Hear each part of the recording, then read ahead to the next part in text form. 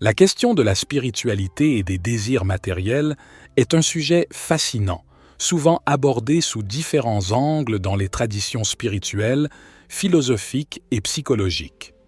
Beaucoup d'enseignements spirituels, notamment dans les traditions orientales comme le bouddhisme ou l'hindouisme, mettent l'accent sur le fait que les désirs sont à l'origine de la souffrance. Selon cette perspective, se détacher des désirs matériels est une voie vers l'illumination et la paix intérieure.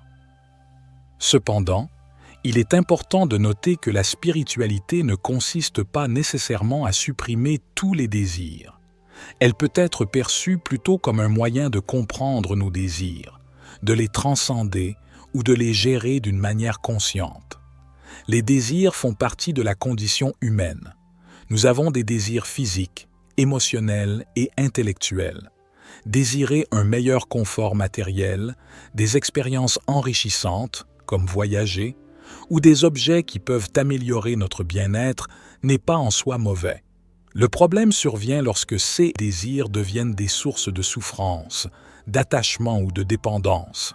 Si l'on cherche à combler un vide intérieur avec des objets extérieurs, on peut tomber dans une recherche sans fin et sans satisfaction durable. La manifestation, dans son sens le plus populaire, consiste à attirer ou à créer des réalités désirées par la pensée positive, la visualisation et l'intention. Cependant, la manifestation peut entrer en conflit avec une approche spirituelle traditionnelle qui enseigne le détachement. Le but spirituel est souvent d'atteindre un état de non-attachement, d'équilibre et de contentement intérieur, indépendamment des circonstances extérieures. Cela ne signifie pas qu'il faille renoncer à tout désir, mais plutôt qu'il faut cultiver une attitude de calme et de sérénité vis-à-vis de l'incertitude de la vie. L'idée de détachement dans le contexte spirituel n'est pas de renoncer complètement aux désirs, mais de les voir sans attachement. Le détachement conscient signifie que vous pouvez désirer certaines choses, par exemple, voyager, acheter une maison, etc., mais sans que cela ne devienne une source d'angoisse ou de dépendance.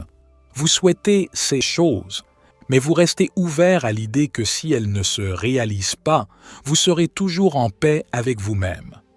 Il s'agit de cultiver une forme de sagesse qui reconnaît que tout ce qui vient dans la vie, y compris les désirs, est impermanent. Il est également possible de considérer les désirs comme des moteurs de croissance personnelle et spirituelle. Souhaiter des choses matérielles ou des expériences peut vous pousser à vous élever, à travailler plus dur, à apprendre, à développer de nouvelles compétences et à prendre des initiatives. Tant que ces désirs ne deviennent pas des sources de stress excessif ou d'ego, ils peuvent enrichir votre expérience de la vie. Le désir est souvent perçu de manière ambivalente. D'un côté, il est vu comme une force motivante, une source de dynamisme et de créativité. De l'autre, il est également associé à la souffrance, l'attachement et l'insatisfaction. L'étymologie du mot désir peut nous offrir un éclairage fascinant sur sa signification profonde. En français, le terme désir vient du latin desidrar, qui signifie souhaiter. Mais étymologiquement, ce mot est composé de deux parties. De, qui signifie loin de ou séparation. Sidrare, qui vient de sidus, signifiant étoile ou astre. Ainsi, désidrare pourrait être compris comme être éloigné de l'étoile ou ne pas avoir ce que l'on souhaite. Le désir, dans ce sens, indique une séparation, un vide intérieur, un manque, quelque chose qui nous manque. Il symbolise un éloignement de notre source originelle, un manque à combler. Cette étymologie fait écho à l'idée que le désir naît de la sensation d'une absence, d'un vide ou d'une quête de quelque chose que l'on croit nécessaire à notre épanouissement. Dans de nombreuses traditions spirituelles, le désir est lié à la souffrance. Le bouddhisme, par exemple, enseigne que le désir est l'une des causes principales de la souffrance humaine. Selon le noble chemin octuple du Bouddha, l'attachement au désir nous empêche d'atteindre la libération. Le désir naît de l'ignorance, et l'ignorance nous mène à la souffrance. Le désir, lorsqu'il est excessif ou mal orienté, devient une forme d'attachement qui nous enchaîne à l'illusion. C'est ce que Bouddha appelle avidya ou ignorance.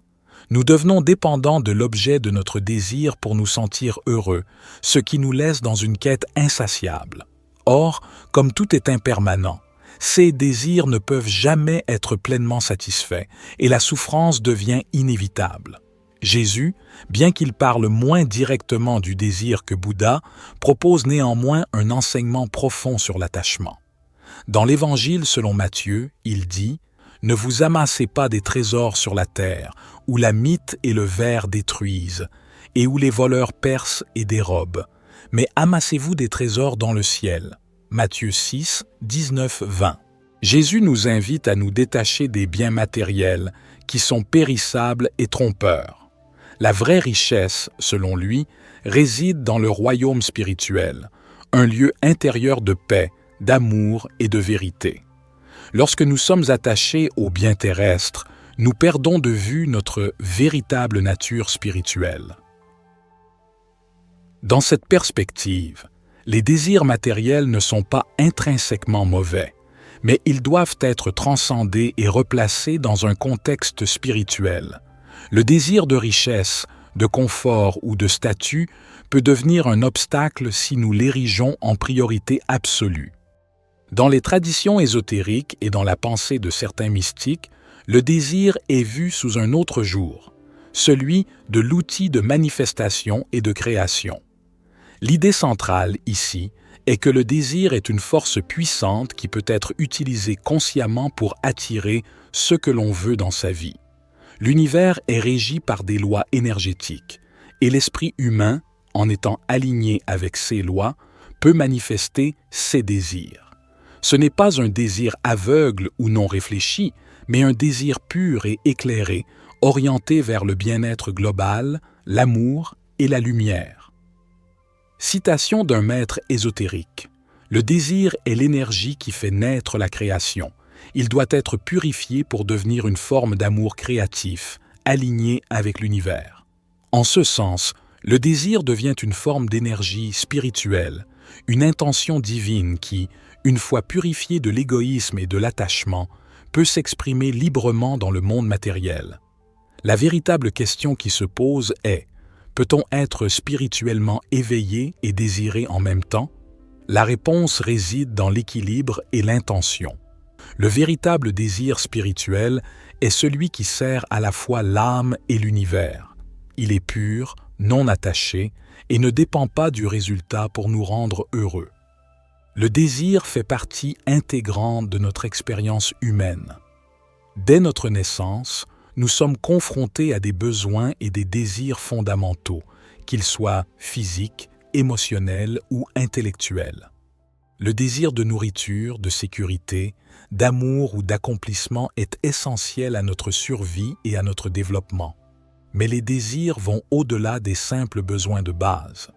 Ils s'étendent aux objets matériels, aux expériences de vie, à la reconnaissance sociale et à la quête de sens. Le détachement conscient est une notion fondamentale dans de nombreuses traditions spirituelles. Mais qu'est-ce que cela signifie réellement? Le détachement n'implique pas de rejeter les désirs, mais plutôt de les vivre sans s'y attacher de manière compulsive. La clé pour sortir de ce cercle sans fin de désirs matériels réside en effet dans la transformation de notre manière de percevoir et d'aborder ces désirs. Ce n'est pas tant le désir en soi qui est problématique, mais plutôt le fait que nous cherchons sans cesse à combler un vide intérieur en dehors de nous-mêmes à travers des objets ou des expériences extérieures. 1. Remplacer le désir par l'amour ou l'appréciation. La transformation du désir en amour est une voie puissante pour transcender l'attachement et la souffrance. En remplaçant le « je désire une nouvelle voiture » par « j'aime avoir une nouvelle voiture » est une approche subtile mais profonde. Le désir implique un manque, une absence, un vide que nous ressentons et que nous croyons devoir combler. Il s'accompagne souvent d'une pression intérieure et d'une attente de satisfaction, ce qui peut entraîner de la frustration ou de l'anxiété. L'amour, en revanche, est un état d'être plus complet et plus ancré. Aimer quelque chose, c'est reconnaître sa beauté et sa valeur sans être dépendant de sa possession. Il s'agit d'une relation de gratitude et d'appréciation plutôt que de manque. Si vous aimez avoir une nouvelle voiture, cela signifie que vous appréciez cette voiture pour ce qu'elle est, sans être attaché à l'idée qu'elle vous définira ou qu'elle vous apportera davantage de bonheur. La suffisance intérieure, la clé de la paix. Au lieu de désirer constamment quelque chose à l'extérieur de vous, il s'agit de comprendre que vous êtes déjà suffisant. La suffisance intérieure est une prise de conscience que votre être profond est déjà complet et que tout ce que vous recherchez à l'extérieur peut être trouvé en vous-même. Ce n'est pas un acte de renoncement ou de privation, mais une attitude de paix intérieure. Essayez de ne pas laisser ce que vous désirez bloquer votre gratitude pour ce que vous avez. Voici quelques pratiques pour cultiver cette suffisance. La gratitude. Pratiquez la gratitude pour ce que vous avez déjà. Plutôt que de désirer ce qui vous manque, concentrez-vous sur ce que vous possédez déjà et sur les bénédictions présentes dans votre vie. L'acceptation. Apprenez à accepter la réalité. Cela ne veut pas dire qu'il ne faut pas chercher à évoluer ou à grandir, mais qu'il est possible de vivre pleinement dans l'instant présent sans ressentir un besoin constant de changement. L'auto-amour et la connaissance de soi. En renforçant l'amour de soi, on développe cette confiance en notre propre suffisance. Cela implique d'accepter toutes les parties de soi, sans se juger ni se comparer constamment aux autres. 3. Passer de la recherche externe à l'introspection. L'idée est de passer de l'attachement aux objets extérieurs à une recherche de sens et de satisfaction intérieure. Au lieu de chercher dans le monde extérieur ce qui nous manque, nous pouvons explorer notre propre monde intérieur. Voici comment. La méditation et la pleine conscience. Ces pratiques permettent de se reconnecter à soi-même et de libérer les besoins compulsifs. En pratiquant la méditation, on prend conscience que la paix et la joie ne sont pas à chercher ailleurs, mais à cultiver à l'intérieur de nous. L'intention claire, plutôt que de désirer quelque chose, nous pouvons formuler une intention ou un objectif. L'intention est plus flexible et moins centrée sur l'ego que le désir. Elle est guidée par un sens plus élevé et une compréhension que les choses viendront à nous lorsque nous serons prêts à les accueillir. Remplacez le désir par l'intention et l'action inspirée. Au lieu de désirer quelque chose de manière compulsive, vous pouvez cultiver l'idée de poser une intention claire et alignée avec vos valeurs profondes. Par exemple, au lieu de dire « Je désire une nouvelle voiture », vous pourriez formuler « J'ai l'intention d'acheter une nouvelle voiture qui soutient mon bien-être et mon confort. Je suis ouvert à recevoir ce qui est en harmonie avec mon bien-être. » Cette approche déplace l'accent de la quête extérieure vers une ouverture à l'abondance et à l'harmonie. Elle transforme le désir en un acte d'intention, d'alignement et de sagesse intérieure. L'acte de non-désirer, le pouvoir de l'être. La véritable transformation se produit lorsque vous cessez de vous concentrer sur l'idée de désirer. Cela ne signifie pas que vous ne souhaitez plus rien, mais plutôt que vous ne devenez plus esclave du désir.